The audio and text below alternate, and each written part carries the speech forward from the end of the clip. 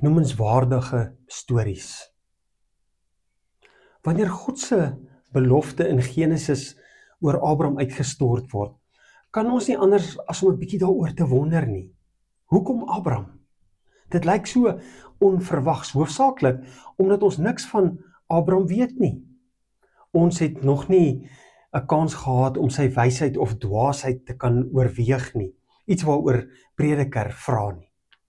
Tog beloof God om Abraham se kinders so baie te maak soos die sterre van die hemel. Ek sal jou 'n groot naam gee, sê God.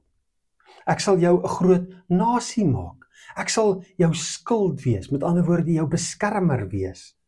Selfs hierna openbaar God nie hoekom hy Abraham wil seën of beskerm nie. Die groter konteks van Genesis, die Genesis verhaal, maak dit egter vir ons 'n bietjie duideliker hoekom God seën. God se seën is beslis nie net oor Abraham nie. Dit gaan oor veel meer. Net voordat God Abraham sê dat hy sy naam sal groot maak en vir hom 'n groot nasie sal gee en hom sal beskerm, gebeur die toring van Babel, waar God die mense uitmekaar uitdryf, hulle verstrooi.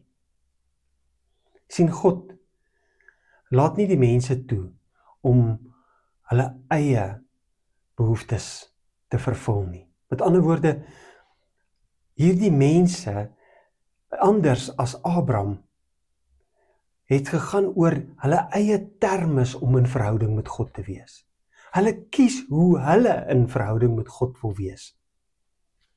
Deur 'n toring te bou en by hom te wees en om vir hom voor te skryf. Wat van Abraham dan? Sy geloof is deur die hele Bybel bekend. Ons lees in Romeine en Hebreërs en in Galasiërs van hoe groot sy geloof is. Maar dit is nie omdat hy iets besonders was nie, of noemenswaardig was nie. Dis omdat God iets gedoen het. Ons weet Abraham het selfs ander mense mislei.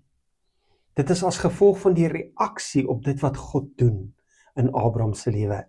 Dis waar die noemenswaardige verhaal begin, met 'n noemenswaardige belofte. En dis hoe Abraham reageer daarop. Genesis 15 vers 6. Abraham het toe in die Here geglo. En die Here het dit goed gevind, dat Abraham so volgens die wil van die Here gehandel het. Hy het met geloof op God se belofte gereageer. En God het dit as geregtigheid gesien. In Christus het ons 'n selfs groter belofte en 'n groter hoop.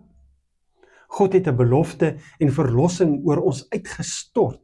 Ons kan selfs in God se genade en goedheid vas staan en met vertroue na hom toe gaan, want Christus maak dit moontlik. Leef jy te veel in jou eie dade en mislukkings?